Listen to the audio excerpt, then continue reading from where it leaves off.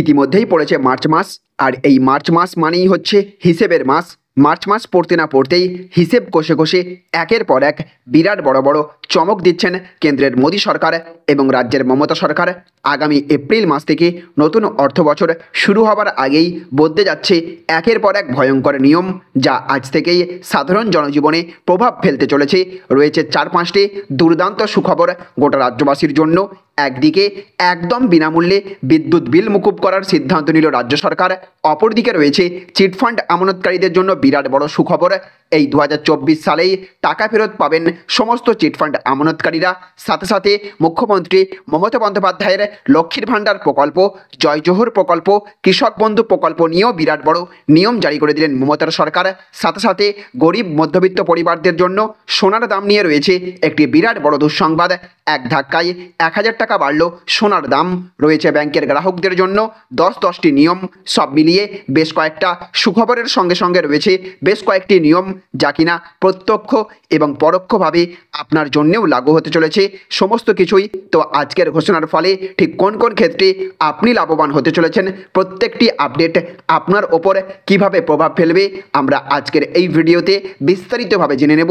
আর এই ভিডিওটি শুরু করার পূর্বে আপনাদের কাছে ছোট্ট একটা রিকোয়েস্ট, অবশ্যই এই ভিডিওটিতে এক্ষুনি একটা লাইক করে দেবেন এবং জনস্বার্থে ভিডিওটিকে দেখার পর প্রচুর পরিমাণে শেয়ার করবেন। আর আমাদের চ্যানেলে আপনি যদি নতুন হয়ে থাকেন তাহলে অবশ্যই চ্যানেলটিকে সাবস্ক্রাইব করবেন। আর আপনি দেশের কোন রাজ্যের কোন জায়গা থেকে এই ভিডিওটি দেখছেন অবশ্যই আপনার এলাকার নাম কমেন্ট বক্সে লিখে জানিয়ে দেবেন। তো দেখুন আজকের প্রথম খবর, লাগবে না 75 ইউনিট বিদ্যুতের খরচ। রাজ্য সরকারের এই প্রকল্পের সুবিধা কারা কিভাবে পাবেন দেখুন। তো পশ্চিমবঙ্গে ইলেকট্রিক বিল সংক্রান্ত একটি গুরুত্বপূর্ণ তথ্য ঘোষণা করেছে রাজ্য সরকার। আর এর ফলে সাধারণ মানুষ অনেক সুবিধা পাবেন বলে মনে করা হচ্ছে। বর্তমানে রাজ্যের প্রায় প্রত্যেকটি বাড়িতেই বিদ্যুৎ সংযোগ রয়েছে, আর এখন বিদ্যুৎ ছাড়া এক মুহূর্ত চলবে না। TV, fridge, AC, fan, light সহ অন্যান্য ইলেকট্রিক সামগ্রী চালানোর ক্ষেত্রে বিদ্যুতের একান্ত প্রয়োজন। গ্রামের দিকে না হলেও শহরের মানুষের কাছে বিদ্যুৎ জীবনের অন্যতম গুরুত্বপূর্ণ সামগ্রীর মধ্যে পড়ে। তবে সে যাই হোক, এখন যে হারে বিদ্যুতের বিল আসে তাতে মাসের শেষে মাথায় হাত পড়ে যায় সাধারণ মানুষের। তবে এই বিদ্যুৎ বিল নিয়েই পশ্চিমবঙ্গ সরকারের একটি নতুন প্রকল্প রয়েছে, যেই প্রকল্প সম্পর্কে এখনও বহু মানুষ জানেন না। কী কী সুবিধা রয়েছে এই প্রকল্পে এবং কিভাবে আবেদন করতে হবে, তো চলুন জেনে নেওয়া যাক। এই প্রকল্পের নাম হচ্ছে হাসির আলো প্রকল্প। এই প্রকল্পের মাধ্যমে 75 ইউনিট পর্যন্ত বিদ্যুৎ পরিষেবা বিনামূল্যে পাওয়া যাবে। মুখ্যমন্ত্রী এই প্রকল্প 2020 সালে চালু করেছিলেন। ইতিমধ্যে রাজ্যের বহু পরিবার এই প্রকল্প গ্রহণ করেছেন বলে জানা গেছে। তবে মনে রাখতে হবে এই প্রকল্প সবার জন্য নয়, রাজ্যের নিম্নবিত্ত শ্রেণীর মানুষদের জন্য এই প্রকল্প গড়ে তোলা হয়েছে। কী কী সুবিধা আছে এই প্রকল্পের আওতায়, সেই সব পরিবারগুলো থাকবে যারা প্রত্যেক 3 মাসে 75 ইউনিট পর্যন্ত ইলেকট্রিসিটি বিল আসে। এক্ষেত্রে তাদের 1 টাকাও খরচ করতে হবে না। আর 75 ইউনিটের বেশি বিল আসলে বাড়তি টাকাটুকু দিতে হবে।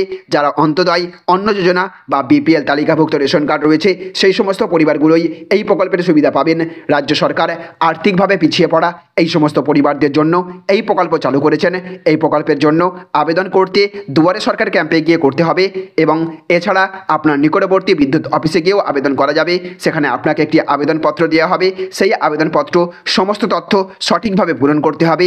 আবেদনপত্র সঠিকভাবে যাচাই করার পর বিদ্যুৎ দপ্তরের তরফ থেকে সমস্ত কিছু ঘোষণা করা হবে। এদিকে আজকের আরও একটি বড় খবর, চিটফান্ডের আমানতকারীদের জন্য সুখবর, 2024 সালেই টাকা ফেরত পাবেন। তো রোজভ্যালি চিটফান্ড কাণ্ড সামনে আসার পর রাজ্যের বহু আমানতকারী খুইয়েছিলেন জীবনের শেষ সম্বল। টাকা ফেরত পাওয়ার আশ্বাস তারা পেয়েছিলেন। এবার সেই সমস্ত আমানতকারীদের জন্য সুখবর, 2024 সালের প্রথম দিকেই তাদের টাকা ফেরানোর জন্য প্রাথমিক প্রক্রিয়া শুরু হতে চলেছে। ইতিমধ্যেই একটি বিশেষ ওয়েবসাইটও তৈরি করা হচ্ছে, যেখানে রোজভ্যালির আমানতকারীদের উপযুক্ত তথ্য প্রমাণ সহ আবেদন জানাতে হবে। রোজভ্যালিতে প্রতারিত মানুষরা যাতে টাকা ফিরে পান সেই জন্য প্রাক্তন বিচারপতি দিলীপ শেঠের নেতৃত্বে গঠন করা হয়েছিল একটি কমিশন। বিচারপতি অরিজিৎ বন্দ্যোপাধ্যায়ের বেঞ্চ টাকা ফেরত দেওয়ার জন্য একটি নির্দিষ্ট ওয়েবসাইট তৈরি করার নির্দেশও দিয়েছিলেন। সূত্রের খবর, টাকা ফেরত দেওয়ার প্রাথমিক ধাপ হিসেবে ওই ওয়েবসাইটটি তৈরির কাজ শুরু হয়ে গেছে। একটি সংস্থাকে সংশ্লিষ্ট কাজের জন্য বরাদ দেওয়া হয়েছে। মাসের প্রথম সপ্তাহে সেই কাজ শেষ হওয়ার সম্ভাবনা। ফলে এই ওয়েবসাইটে আবেদন করলে ধাপে ধাপে টাকা পাবেন আমানতকারীরা। তো এবার প্রশ্ন হচ্ছে, কোন কোন আমানতকারীরা প্রথমে টাকা পাবেন? প্রাথমিকভাবে জানা যাচ্ছে যে সমস্ত আমানতকারীদের টাকার অঙ্কটা 5,000-এর মধ্যে, তারা প্রথমে টাকা ফেরত পাবেন। এই সিদ্ধান্ত নেওয়া হয়েছে কমিশনের তরফে। তারপর অন্যান্যদের টাকা ধাপে ধাপে মেটানো হবে।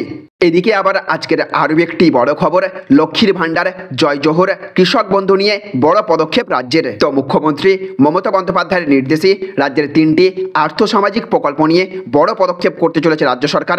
এই 3 প্রকল্প হলো লক্ষ্মীর ভাণ্ডার, জয় জোহর এবং কৃষক বন্ধু। এবার এই 3 প্রকল্পের ক্ষেত্রে টাকার যোগান যাতে আরও সুসংগতভাবে হয়, সেই জন্যই রাজ্যের অর্থ দপ্তরকে পদক্ষেপের নির্দেশ দিয়েছেন মুখ্যমন্ত্রী। আর তার জেরেই এই 3টি আর্থসামাজিক প্রকল্পের অর্থ উপভোক্তাদের ব্যাংক অ্যাকাউন্টে পাঠানোর জন্য আর অর্থ দপ্তরের অনুমতির জন্য অপেক্ষা করতে হবে না। কেননা এতদিন দেখা যেত রাজ্যের অর্থ দপ্তরের অনুমোদন পেতে যদি দেরি হতো, সেক্ষেত্রে কিছু কিছু ক্ষেত্রে উপভোক্তাদের অ্যাকাউন্টে টাকা ঢোকার ক্ষেত্রে সামান্য দেরি হচ্ছিল। এবার থেকে সেই দেরি আর হবে না। এই প্রকল্পগুলির ক্ষেত্রে টাকা পাঠানোর জন্য রাজ্যের অর্থ দপ্তরের অনুমতির প্রয়োজন পড়তো। সংশ্লিষ্ট দপ্তরগুলি থেকে অর্থ দপ্তরের ফাইল আসতে কিছুটা দেরি হয়, কিন্তু যাতে সময়ে টাকা দেওয়ার ক্ষেত্রে কোনো সমস্যা না হয়, সেই জন্যই এবার বড় পদক্ষেপ করলেন মুখ্যমন্ত্রী। নবান্ন সূত্রে জানা গেছে, সাধারণ নিয়ম অনুযায়ী এই প্রকল্পগুলির জন্য যে ট্যাক্স বরাদ্দ করা হয় তা অর্থ দপ্তরের একটি বিশেষ শাখার অনুমোদন সাপেক্ষে প্রকল্পগুলির সংশ্লিষ্ট দপ্তরে ব্যাংক অ্যাকাউন্টে পাঠানো হয়। এরপর সেখান থেকে উপভোক্তাদের অ্যাকাউন্টে পৌঁছায় সেই অর্থ। এবার থেকে গ্রুপ টির অনুমোদন ছাড়াই সংশ্লিষ্ট দপ্তরের ব্যাংকের অ্যাকাউন্টে ঢুকে যাবে। এরপর যারা ওই প্রকল্পগুলির গ্রাহক, তারা সেই টাকা পাবেন। সম্প্রতি রাজ্যের অর্থ সচিব এই সংক্রান্ত একটি নির্দেশ জারি করেছেন। মুখ্যমন্ত্রী মমতা বন্দ্যোপাধ্যায় চালু করা যাবতীয় আর্থসামাজিক প্রকল্পগুলির মধ্যে লক্ষ্মীর ভাণ্ডার সব থেকে বেশি জনপ্রিয়তা পেয়েছে।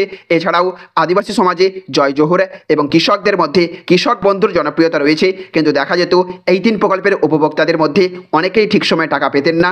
টাকা পেতে কিছুটা দেরি হতো, সেই দেরি আর হবে না। এদিকে আবার আজকের আরও একটি বড় খবর, এক ধাক্কায় দাম বাড়লো 1,000 টাকা। খুচরো পাকা সোনা ছাড়ালো 64,000-এর গণ্ডি। তো চলতি বিয়ের মরশুমের শেষে এসে ফের মাথা তুলল সোনার দাম, যা শুধু ব্যবসায়ীদেরই নয়, চিন্তায় ফেললো সেই সমস্ত ক্রেতাদেরও যাদের পরবর্তী বিয়ের মরশুমের জন্য গয়না না কিনলেই নয়। West Bengal Boolean merchants and jewellers অ্যাসোসিয়েশনের তথ্য বলছে, এক ধাক্কায় 1,000 টাকা বেড়েছে প্রতি 10 গ্রাম 24 ক্যারেট খুচরো পাকা সোনার দাম, পৌঁছেছে 64,250 টাকায়। পাকা সোনার বাটও দাঁড়িয়েছে 64,000-এর কাছে। পিছিয়ে রইল না গয়নার সোনাও। তথ্য বলছে, হলমার্ক সোনার গয়না হয়েছে 61,100 টাকায়। সব দরে 3% জিএসটি যোগ করলে আরও অনেকটা বেশি। পাশাপাশি রূপোর বাটের দরও এই দিনে 1,000 টাকা বেড়ে কেজিতে দাঁড়িয়েছে 71,150 টাকা। খুচরোর ক্ষেত্রে তা একই হারে বৃদ্ধি পেয়েছে 71,250 টাকা। তো দেখুন আজকের অন্তিম আপডেট, ব্যাংক অ্যাকাউন্টে সর্বোচ্চ কত টাকা রাখতে পারবেন নিয়ম জারি করলো আরবিআই। তো আপনিও কি ব্যাংকে টাকা জমা রাখতে পছন্দ করেন? তাহলে আপনার জন্য রইল এই ভিডিওটি। দেশের অধিকাংশ মানুষের ব্যাংক অ্যাকাউন্ট আছে। মানুষের অর্থনৈতিক কর্মকাণ্ডের অধিকাংশই চলে এই ব্যাংকিং সেবার মাধ্যমে। এবার এই মানুষগুলোর বেশিরভাগই অ্যাকাউন্টের মিনিমাম ব্যালেন্স সম্পর্কে জানেন, কিন্তু এই ছাড়াও ব্যাংক অ্যাকাউন্ট সম্পর্কিত 10টি নিয়ম রয়েছে যা আপনার জেনে রাখা উচিত। এর মধ্যে রয়েছে অ্যাকাউন্টে নগদ জমা দেওয়ার সর্বোচ্চ সীমা, এটিএম ডেবিট কার্ডের জন্য চার্জ, চেকের জন্য চার্জ, এইরকম অনেক কিছুই আছে। এই সমস্ত বিষয়ে বিস্তারিত নির্দেশিকা জারি করেছে এবার রিজার্ভ ব্যাংক অফ ইন্ডিয়া। আপনি অ্যাকাউন্টে সর্বোচ্চ কত টাকা রাখতে পারবেন তা আসার আগে আমরা আপনাকে জানাতে চাই যে কোনো ক্ষেত্রে আপনাকে আপনার অ্যাকাউন্টে সর্বনিম্ন পরিমাণ রাখতে হবে। ন্যূনতম পরিমাণ না থাকায় ব্যাংক আপনাকে জরিমানা করতে পারে। বিভিন্ন ব্যাংক নিজেদের অনুযায়ী ন্যূনতম ব্যালেন্সের সীমা নির্ধারণ করে দিয়েছে। কারো ক্ষেত্রে ন্যূনতম ব্যালেন্সের সীমা 1,000, আবার কারো ক্ষেত্রে 10,000 টাকা। এই সেভিংস অ্যাকাউন্টগুলিতে নগদে টাকা জমা দেওয়ার সীমা রয়েছে। আয়করের নিয়ম অনুযায়ী কোনো ব্যক্তি একটি আর্থিক বছরে তার সেভিংস অ্যাকাউন্টে সর্বাধিক 10 লক্ষ টাকা নগদ জমা করতে পারেন। এর চেয়ে বেশি নগদ জমা পড়লে ব্যাংকগুলোকে সেই লেনদেনের বিষয়ে আয়কর বিভাগকে জানাতে হবে। এছাড়াও আপনি যখন আপনার অ্যাকাউন্টে 50,000 টাকা বা তার বেশি নগদ জমা করবেন, তখন আপনাকে তার সাথে প্যান নম্বর সরবরাহ করতে হবে। আপনি একদিনে 1 লক্ষ টাকা পর্যন্ত নগদ জমা করতে পারেন।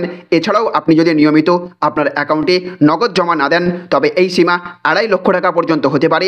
আপনি যদি আপনার অ্যাকাউন্টে 10 লক্ষ টাকার সীমার বেশি নগদ জমা দেন এবং আয়কর রিটার্নে তার উৎস সম্পর্কে সন্তোষজনক তথ্য না দেন, তবে যাচাই করা সম্ভব হবে। এই যাচাই বাছাইয়ে ধরা পড়লে মোটা অঙ্কে জরিমানা করা হবে আপনাকে।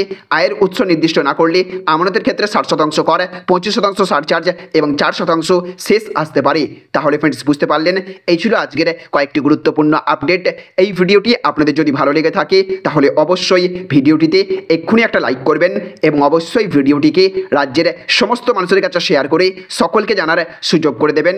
ভালো থাকবেন, সুস্থ থাকবেন। Thank you friends, thank you for watching.